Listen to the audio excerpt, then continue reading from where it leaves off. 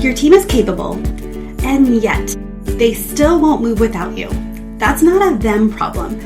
But before we get into it, I want to say happy July. If you're listening to this in July, if you're listening to this, at a later date, who knows what month it is. But here we are in July 2026, and I'm just really excited about where we're going. So I was planning the podcast for this month, and I was planning the theme, and this one's been sitting with me for a little while. It's going to be the theme. We're going to stick with this theme. It's going to sound different every week. However, it's going to kind of build on each other. So you're going to want to come back and listen to all of them. But the theme for July is the signal you're sending. And we're going to just live. We're going to go deep for a little bit. And this isn't a fix your delegation series. It's something that's underneath that. I don't know how many times I've heard leaders I just need to get better at delegating, or I just need to communicate better. The problem is actually not delegation or what you think the communication may be. It's something underneath that. So if you've ever wondered why the same thing keeps happening on your team, no matter what you say, that's what this series is all about. But before we get into it, if you're already feeling this one in your chest, if you're already realizing that you might be sending signals, you might be saying something and doing something that's different, then the Align Leadership Audit is the real conversation. 45 minutes, just you and I.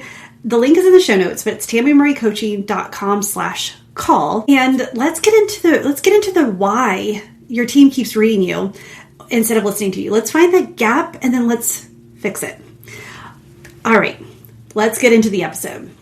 So here's what no one tells you when you get promoted. The moment that you step into that room, you stop being heard and you start being watched.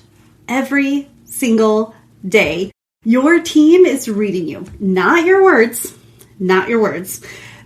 And whatever they're reading, they're already acting on that. So your words and your behavior are running two different conversations, and your team only believes one of them. I would say maybe not believes one of them, but your team takes its actions from one of them. And this is not new. This whole concept here is, how many times have we said to our partner, to our spouse, to our friends, our team, or even our kids? We say it in a little tongue-in-cheek because it's typically when we are doing something and saying something completely different. But when's the last time you said, do what I say and not what I do? I know I've said that to my kids before, at least once. I've said it to my team. Maybe not that exact statement, but close. And here's what it looks like in real life. You say, I trust you. And then you rewrite their work before it goes out the door. You say, take ownership. But then you're in every decision before it's final. And you say, bring me. And then you give them the answer before they even finish the sentence. So that gap between what you say and what you do isn't a contradiction to you. It's information to them. So they're not confused. They're actually really accurate. They've just learned which version of you to trust, and it isn't the spoken one. Really, the invisible through line is watch me, not what I say. Even though we will say, do what I say, not what I do. So, because most leadership training, they fix the behavior and then expect it to hold. But then it doesn't. It can't. Behaviors aren't where this starts. There's a sequence underneath it, and starting in the wrong place is the whole reason the fix doesn't last.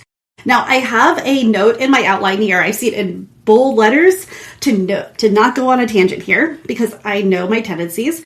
But this concept, this concept does deserve its own podcast. So I will do a whole episode on just this framework, this process that we're talking about. But because I wanted to give you a little bit more context. So what I want you to think about this is, think of a circle with 4 layers. The result being the 4th layer, the outer layer. And so behavior, which we typically think is the center of everything, it's actually layer number 3, not layer number 1. So starting with behavior won't make the lasting change. And it won't give you the why behind the why, which is why we try to fix the behavior and then expect it to hold, and it doesn't. All right, so I'll leave you with that. So it gives you kind of frames this a little bit. But when we start with behavior, we're missing 2 layers that give you more insight, give you the why, and then also, and we'll talk about this, this is thread throughout the next couple of episodes, but we will talk about what does change it. So, off the tangent, I think I did pretty good staying on topic there and not going too squirrel, but your team isn't failing to decide. They're learning every single day whether or not you meant to teach them. The training doesn't build the culture. Repetition does. The organization is always in session. It just doesn't look like a classroom. So I want you to ask yourself here, what lesson have I accidentally taught this year? Whether it's, or you can also, use this because we all have someone we answer to. We're trained by the way they ask their questions or the information they want. How have you been taught by your stakeholders this year?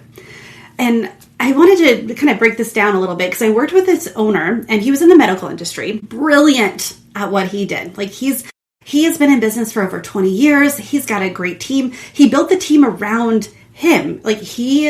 If it's somebody he wanted to work with, that's how he built the team. And yet every decision still came back to him even 20 years later. Not because his team couldn't handle it. That's something he made very clear at the beginning. Even during our intake, when we were just talking about whether to work together or not, he talked about how capable his team was and how he hired leaders. But somewhere along the way, without ever deciding to, he's built a system that needed him at the center. So every time he tried to take some time off, or every time he wanted to go away for vacation, or he wanted to try, going and working on different goals for the organization, he still kept getting pulled back into the day-to-day ops. So the system, it needed him at the center. And he thought it was a them problem. He thought it was a team problem. He thought there was something that we needed to fix in behaviors, but really it wasn't a team problem. It was an architecture problem. And the crazy thing is that he built it. So, and this is true for every leader who's ever said, I don't know why they keep bringing this to me. It's not a them problem. It was never a them problem. And let me caveat here, if they're not capable. But I'm not talking about those who are not capable. I'm talking about those who have another layer, have another level, who are capable of more than they are doing. But you're stuck in this kind of rut, this pattern that keeps you at the same momentum, the same results level. But it was never a them problem. It's a signal problem. And signal problems are solvable the moment you see them. That's one reason why I love doing this work, because the ahas don't happen 6 months from now. The ahas start the moment we start to look at really what's going on. Typically in the first session, we already start to make changes, because when we see the pattern, when we see the signal, then we get to decide in that moment whether we keep them or not, if we're going to change them or not, or if they're working or not. And a lot of them, they used to work, but not anymore. They used to serve you, but now they're a hindrance. So, which we're going to go into that in a couple of episodes too, when a strength becomes your bottleneck. So a couple episodes from now, I'm excited about that one. But let's pull you forward a little bit. Let's picture the version of you where your team breeds something different. Not because you worked harder at communicating. We can all learn to communicate better and more effectively, but I'm not talking about communication skills. I'm really talking about that invisible layer that some people say energy. I'm not a woo person, but I do know that we're sending off these invisible signals that our nonverbal communication is louder than our verbal communication. So it's because the what you're sending lines up with what you're saying. So that's the picture that I want you to start envisioning for your team, because your culture stops being something you manage in this moment and starts being something that you set on purpose. And we can talk about culture, we talk about decision making, we talk about, there's so many areas we can go here, but the moment you stop to manage something and you start to intentionally decide on it, because you already know how to do this. You've been doing this your whole career without naming it. Every signal you've ever sent, you sent because something underneath you was driving it. And that part is not broken. It's just never been named out loud. And again, once you see it, you can't unsee it. But then once you see it, you get to choose something different. And this is when I was trying to think of what I can do to help you visualize this a little bit more. I was thinking of a pickle jar. You cannot read the label from inside the jar. You can't see what type of pickles if you're surrounded by pickles and juice, right? That's not a flaw in you. That's just the position you're standing in. Another way is you can't see the forest through the trees. Like you can't see how vast the forest is when you're camping in a tent in the middle of in one spot. So the leaders who change their culture aren't the ones who try harder. They're the ones who finally get outside of the jar, step out of the forest, long enough to read it, to see it, to understand what's really going on.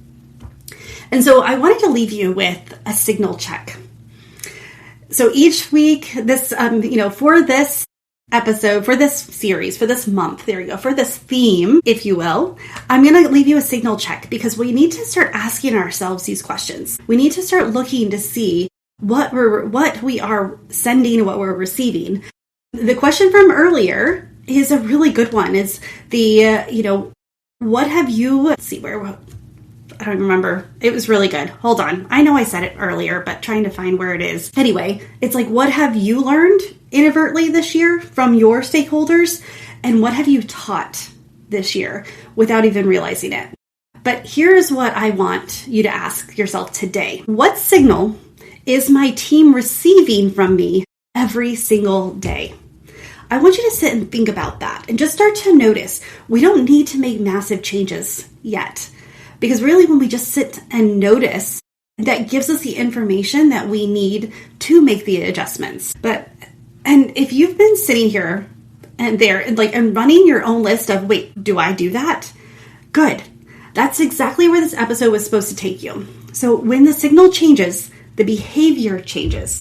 So like I said, layer 3 is the behavior that's right next to layer 4, that's results. Layer 2 is the signal. It's not the other way around. Behaviors do not determine the signals. The signals determine the behaviors. So when the signal changes, the behavior changes. No restructuring, no hard conversations, no delegation training. If you're ready to see what becomes possible when this shifts, the Aligned Leadership Audit is where that conversation starts. Just you and I, again, just 45 minutes, no homework, well, unless you want homework, because I can give you homework. But let's just look at what's going on. Let's diagnose that gap and let's remove it. So link is in the show notes, and it's TammyMurrayCoaching.com/call. But notice this week, what signal is my team receiving from me every single day? By asking yourself that question, things will already start to shift. All right, with that, I will see you next week. Bye for now.